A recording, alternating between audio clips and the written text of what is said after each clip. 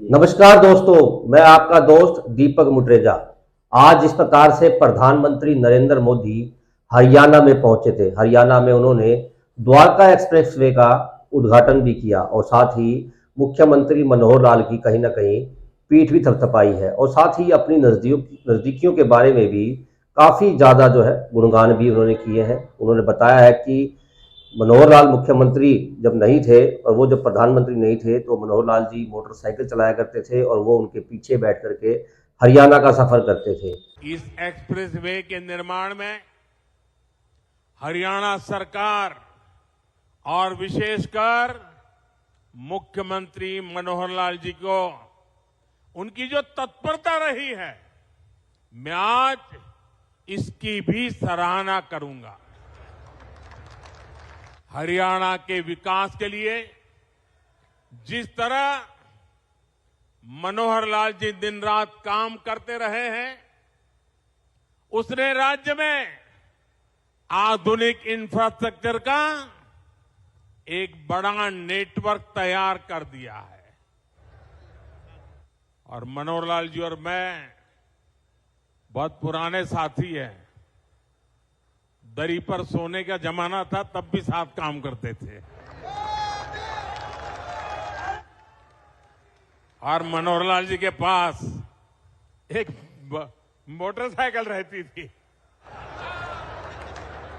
तो वो मोटरसाइकिल चलाते थे, मैं पीछे बैठता था, रोहतक से निकलता था और गुरुग्राम आकर के रुकता था। ये हमारा लगातार हरियाणा का भ्रमण मोटरसाइकिल पे हुआ करता था। और मुझे याद है उनके इस वर्णन पर बीजेपी में जिस प्रकार से उन्होंने मुख्यमंत्री मनोहर लाल की जो पीठ थपथपाई है, सर क्या कहेंगे? आज अजय मल्होत्रा जी हमारे साथ हैं। सर क्या कहेंगे इस विषय के ऊपर? जिस प्रकार से अपनी नजदीकियां बता करके प्रधानमंत्री जी गए हैं, उससे क्या इफेक्ट पड़ने वाला है बीजेपी की राजनीति पे? और दूसरा जो अगला जो कार्यक्रम है वो टिकट वितरण का है हरियाणा के अंदर, उसमें क्या देखने को मिल रहा है सर? किस प्रकार से जो है आगे की राजनीति चलेगी? देखो, ये तो पहले से चर्चा रहती थी कि प्रधानमंत्री और हमारे हरियाणा के जो मुख्यमंत्री हैं मनोहर लाल जी की नज़दीकियों की, लेकिन आज एक सार्वजनिक मंच से जब द्वारका एक्सप्रेसवे का उद्घाटन अवसर था और रैली थी वहाँ, तो प्रधानमंत्री जी ने एक ऐलान, एक तरह का खुले में अपनी जो उनके संबंध थे मुख्यमंत्री जी से, उनका वर्णन किया। उन्होंने कहा कि हमने इकट्ठे काम किया है, हम एक दरी पे नीचे सोते थे, हम इकट्ठे मोटरसाइकिल पे घूमते थे हरियाणा में। तो ये मतलब ये दर्शाता है कि मुख्यमंत्री मनोहर लाल प्रधानमंत्री जी के बहुत ज़्यादा नज़दीक हैं। और कुछ लोगों को जो गलतफहमी थी वो भी इससे शायद दूर हो गई होगी कि प्रधानमंत्री और मुख्यमंत्री जी की नज़दीकियों को लेके। एन ऐसे वक्त पे उन्होंने ये बात की चर्चा की है जब आज शाम को चुनाव समिति की बैठक भी है, सीईसी की बैठक है भारतीय जनता पार्टी की।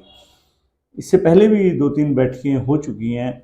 हरियाणा की तरफ से पैनल बना के जो नेतृत्व को दिए गए थे, जैसे मुख्यमंत्री जी ने अमित शाह जी से बैठक की थी और नड्डा जी से बैठक की थी, तो उन्होंने अपने पैनल दे दिए थे।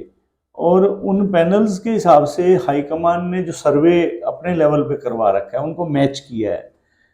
अब जो इसमें वीटो पावर होती है टिकट की, तो वीटो पावर वैसे तो ठीक है प्रधानमंत्री जी के हाथ में, ऐसी इसी के वो अध्यक्ष भी होते हैं। एन मौके पे मुख्यमंत्री जी को ये ऐसे इतना वेट देना, ये शो करता है कि कहीं ना कहीं टिकट वितरण में भी मुख्यमंत्री जी की सेह रहेगी। जैसे राज्यसभा के अंदर आपने देखा हो, हरियाणा की एकमात्र सीट थी तो मुख्यमंत्री जी ने बराला जी को दिलवाई थी और मुख्यमंत्री जी उसकी खुली सपोर्ट कर रहे थे। अगर मुख्यमंत्री जी के हाथ में काफ़ी कुछ रहेगा टिकटों का वितरण, तो मेरे को ऐसे लगता है कि 4 से 5 हमारे जो लोकसभा के पुराने एमपी हैं, उनकी जगह अब की बार आपको नए चेहरे देखने को मिलेंगे। हिसार से तो ऑलरेडी चेंज हो ही गया भाई, विजेंद्र सिंह कांग्रेस में ही चले गए। और फिर आपका इसके बाद रोहतक है। जैसे अरविंद शर्मा कहीं ना कहीं मुख्यमंत्री जी के साथ उनके संबंधों को लेके बीच बीच में कहीं ना कहीं खटास रही है। अरविंद शर्मा की टिकट पर भी संशय बन गया। इसी प्रकार सोनीपत के जो आपके सांसद हैं रमेश कौशिक, नो डाउट कि मुख्यमंत्री जी से उनका कोई किसी प्रकार का खिंचाव नहीं है, लेकिन मुख्यमंत्री जी चाहेंगे कि वहाँ पर एक अपना किसी कैंडिडेट को लेके आएँ, चाहे उसमें फिर वो योगेश्वर को लाते हैं या फिर वो उसमें कविता जैन को लाते हैं या किसी और को लाते हैं, तो मुख्यमंत्री जी की से ज़्यादा रहेगी वहाँ पे भी।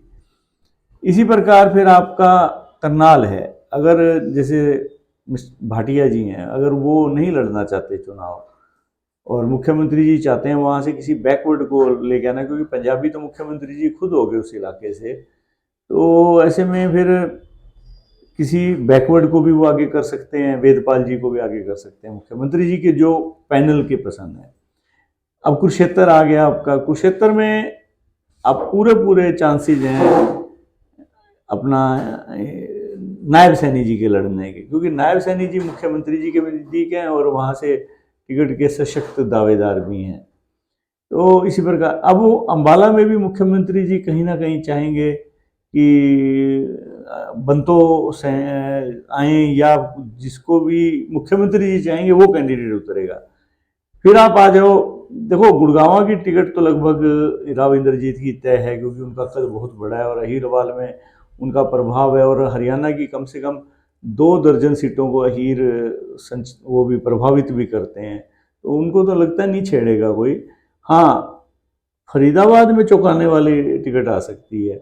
वैसे तो ठीक है, वहाँ कृष्णपाल गुर्जर जो पुराने वो हैं मंत्री भी रहे हैं, सांसद भी रहे हैं, लेकिन अब की बार कहीं पैनल में नाम विपुल गोयल जी का भी है, तो एक वैश्य को एडजस्ट करने के लिए मुख्यमंत्री जी हो सकता है कि उस नाम की पैरवी कर रहे हो।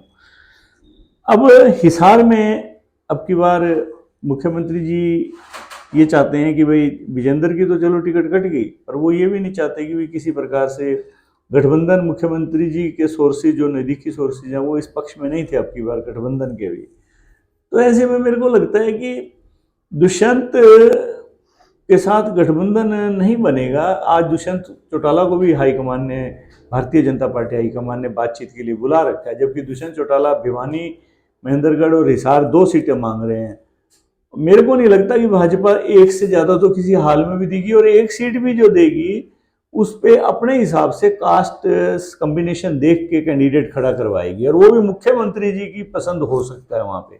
नहीं तो मुख्यमंत्री जी भाजपा के कैंडिडेट की पैरवी कर सकते हैं, वहाँ से आपके जो गंगवा हैं और कुलदीप बिश्नोई भी हो सकते हैं, तो मुख्यमंत्री जी अपने हिसाब से। इसी प्रकार सरसा में, अब सरसा में दुग्गल जो हैं हाईकमान के नो डाउट नज़दीक हैं। अगर मुख्यमंत्री जी चाहेंगे वहाँ पर, पिछले दिनों जैसे उन्होंने अशोक तंवर को पार्टी में शामिल करवाया, और अशोक तंवर मुख्यमंत्री के साथ उनकी नज़दीकियाँ, और आज जिस प्रकार से प्रधानमंत्री जी के कार्यक्रम में भी वहाँ पर वो जो रिसीव करने वालों में अशोक तंवर भी खड़े थे वहाँ, तो ऐसे कोई नहीं पहुँच जाता प्रधानमंत्री जी के कारण, कहीं ना कहीं मुख्यमंत्री जी का इशारा रहा होगा तब वो वहाँ पहुँचे होंगे। तो ऐसे इन चर्चाओं को बल मिला है कि अशोक तंवर भी मुख्यमंत्री जी के खेमे के माने जाते हैं। फिर आ जाता है भिवानी महेंद्रगढ़। भिवानी महेंद्रगढ़ के अंदर धर्मवीर जी का नाम सबसे आगे चल रहा है इस वक्त, और दूसरी ओर हाईकमान में कहीं ना कहीं सुगबुगाहट है ओम प्रकाश धनखड़ जी की भी और सुधा यादव जी की भी। अब ऐसे में मुख्यमंत्री जी ने किसकी पैरवी करी है इस पर बहुत कुछ डिपेंड करता है। मेरे को ये लगता है कि मुख्यमंत्री किसी हालत में भी धनखड़ जी की तो पैरवी नहीं करेंगे, तो और ऐसे में धर्मवीर उनको लगता नहीं मेरे को कि ज़्यादा कहीं उनके लिए परेशानी का कारण है या कहीं विवादित हैं मुख्यमंत्री के लिए, कहीं लगता नहीं है मेरे को। तो इस प्रकार से आपने देखा कि सभी सीटों पे मुख्यमंत्री जी कहीं ना कहीं अपने पैनल के लोगों को आगे कर सकते हैं। अब रोहतक है फॉर एग्जांपल, रोहतक अगर अभी इसकी आपकी अरविंद शर्मा की टिकट कटती है तो हो सकता है कि वहाँ जैसे चर्चा आई है पीछे रणदीप हुड्डा जो फिल्म स्टार है उनको या उनकी मदर को नहीं तो फिर वहाँ टिकट दे सकते हैं। ये बालकनाथ जी भी आगे आ सकते हैं, नाथ संप्रदाय के हैं और पहले यहाँ से जो मठ है उसके भी अध्यक्ष हैं और राजस्थान से फिलहाल एमएलए हैं, तो बालकनाथ जी को भी मुख्यमंत्री दिलवा सकते हैं यहाँ से टिकट। तो मेरे को ये लगता है कि अब जो सिनेरियो बन के निकला है हरियाणा का भारतीय जनता पार्टी का, जहाँ तक है, तो मुख्यमंत्री जी का असर टिकटों पे जरूर दिखाई देगा, क्योंकि जिस प्रकार से प्रधानमंत्री जी ने आज स्पष्ट किया है कि वे मुख्यमंत्री जी को उनका पूरा आशीर्वाद प्राप्त है, तो मेरे को ये लगता है कि टिकटों में भी अब पूरा मुख्यमंत्री जी का असर दिखाई देगा। सर, जिस प्रकार से भिवानी के संदर्भ में अगर बात की जाए तो हालांकि मुख्यमंत्री जी जो है ओम प्रकाश धनखड़ की शायद पैरवी ना करें, लेकिन अगर मान लो अहीर आता है तो फिर कहीं ना कहीं धर्मवीर सिंह जी को भी जो है नुकसान कर सकते हैं। नहीं देखो, अब धर्मवीर अगर खड़े होते हैं तो धर्मवीर को दो फायदे हैं। एक तो जाट वो खुद है, तो जाट बेल्ट में जो ये माना जाता है कि भारतीय जनता पार्टी से दूर जा रहा है जाट वोट, तो वो धर्मवीर जी के साथ लग सकता है। यहाँ पर धर्मवीर जी का थोड़ा असर है जाटों में। दूसरा, राव इंद्रजीत की और धर्मवीर की ट्यूनिंग बहुत अच्छी है। धर्मवीर जी 2 बार सांसद रहे हैं, तो उनका अहीरवाल में पकड़ है और ऊपर से उन्हें राव इंद्रजीत का पूरा सहयोग मिलता है, तो धर्मवीर जी स्वाभाविक तौर पर एक मजबूत कैंडिडेट बन जाते हैं। अब मैं आपको एक नई बात बताता हूँ। आज प्रधानमंत्री जी के कार्यालय से ये घोषणा हुई कि भाई आधे घंटे में एक महत्वपूर्ण घोषणा करेंगे, तो सभी लोग टीवी के आसपास जाके बैठ गए, क्योंकि पता नहीं क्या महत्वपूर्ण घोषणा करेंगे। कोई तो कहने लगा सीए के बारे में घोषणा करेंगे, कोई कहने लगा कि अलग अलग से विचार थे सबके, मुख्यतः सीए का नाम ले रहे थे। मेरा ये मानना है कि प्रधानमंत्री जी कोई घोषणा, क्योंकि सीए तो पहले से ही ऑलरेडी बिल पास है और उसको इम्प्लीमेंट करना है उन्होंने, वो सैद्धांतिक रूप से भारतीय जनता पार्टी ने, अमित शाह जी ने कई बार पहले कह लिया कि हम सीए को लागू करेंगे। तो अब की बार मेरे को लगता है कि प्रधानमंत्री जी जो सरप्राइज मूव दे सकते हैं वो 2 चीज़ों पर हो सकता था। एक तो या तो आपके पेट्रोलियम प्रोडक्ट्स की कीमतें कम के लिए प्रधानमंत्री जी सामने आ सकते हैं, दूसरा किसानों के लिए कोई बड़ी घोषणा आ सकती है। क्योंकि हम शुरू से चर्चा में हम चैनल पे कह रहे हैं तो कि भाई जो किसानों का मुद्दा है वो आंदोलनरत हैं। सरकार ने भी आपने देखा हो कि एक कदम पीछे किया है, अब उन्होंने जैसे दिल्ली के बॉर्डर खोल दिए, उसी प्रकार किसान भी देखो एक तरह से ज़्यादा शोर शराबा नहीं कर रहे, पंजाब में ही अपना बैठे हैं एक जगह पर, वो भी आगे नहीं बढ़ रहे हैं किसी प्रकार से।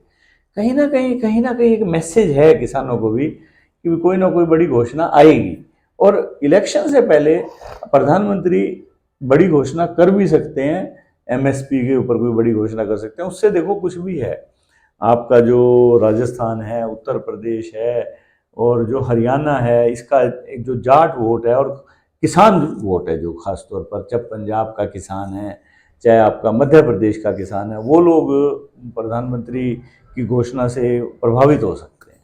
मतलब कहीं ना कहीं किसानों को भी खुशखबरी शायद मिल सकती है। हाँ, आज अगर प्रधानमंत्री आज नहीं तो कल अगर कोई घोषणा करते हैं तो ये एक घोषणा हो सकती है। सर, अगर बात की जाए जिस प्रकार से आपने बताया कि जो टिकटें जो है कट सकती हैं इन लोगों की, अगर नए चेहरे आते हैं, नए चेहरों में कास्ट समीकरण किस प्रकार से जो है वो देखने को मिलेगा? क्योंकि लोकसभा की टिकटें हैं तो उसमें सारे जो फैक्टर है वो जो है उस फैक्टरों के ऊपर काम करके ही आगे सर्वे रिपोर्ट भी होगी। और जिस प्रकार से आज जो बैठक भी है, बैठक में भी कहा जा रहा था कि जल्दी जो है टिकटें घोषित जो है हरियाणा की भी जो हो जाएंगी।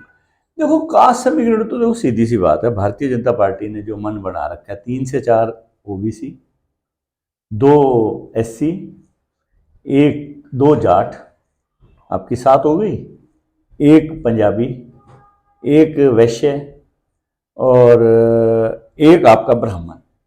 तो ये एक जनरल सा मोटा मोटा खाका है। अब क्या है कि जो देखो भारतीय जनता पार्टी इन मामलों में बहुत बारीकी से काम करती है। ये नहीं कि आपका ये 5 दिन से काम कर रहे हैं, ये पिछले 6 महीने से काम कर रहे हैं इस चीज़ के ऊपर। इन्होंने हर कॉन्स्टिट्यूंसी में कास्ट समीकरण के हिसाब से डाटा इनके पास सारा है, इन्होंने कैंडिडेट भी मन बना रखा है और जो सर्वे है उसको भी टैली करेंगे उस डाटा से। मैंने आपको पहले बताया कि मुख्यमंत्री जी ने जो अपना जो फीडबैक दिया है हाईकमान को, हाईकमान अपना डाटा जो सर्वे का उनका है उसको उससे मैच करेगा उसके बाद कास्ट को भी ध्यान में रखा जाएगा, विनेबिलिटी को भी ध्यान में रखा जाएगा, आपकी जो सर्वे रिपोर्ट है उसको भी ध्यान में रखा जाएगा, और पार्टी के प्रति लॉयल्टी को भी ध्यान में रखा जाएगा। और अब की बार पूरे चांसेस हैं कि जो लोग भारतीय जनता पार्टी में दल बदल करके आए थे उनमें से आधों पर कैंची चल सकती है। बिल्कुल, ये सबसे बड़ी बात है कि जो दल बदल करके बीजेपी के अंदर शामिल हुए थे उनके ऊपर जो है कैंची चल सकती है, और इसका परिणाम जो है वो देखने को भी जिस प्रकार से मिल भी रहा है। हालांकि आपको बता दें कि हम जो है जिस प्रकार से आज डिस्कस कर रहे थे वो डिस्कस में यही निकल के आ रहा है कि इस बार जो है नए चेहरे 3 से 4 नए चेहरे जो है लोकसभा के अंदर हरियाणा के अंदर दिखाई दे सकते हैं। पॉलिटिकल पोस्टमार्टम के अंदर आज इतना ही। आपको हमारी वीडियो पसंद आई तो जरूर चैनल को सब्सक्राइब करें, लाइक करें और शेयर करें, और साथ ही कमेंट्स भी करें, क्योंकि आपके कमेंट्स जो है हमें कहीं ना कहीं उत्साहित भी करते हैं। नमस्कार।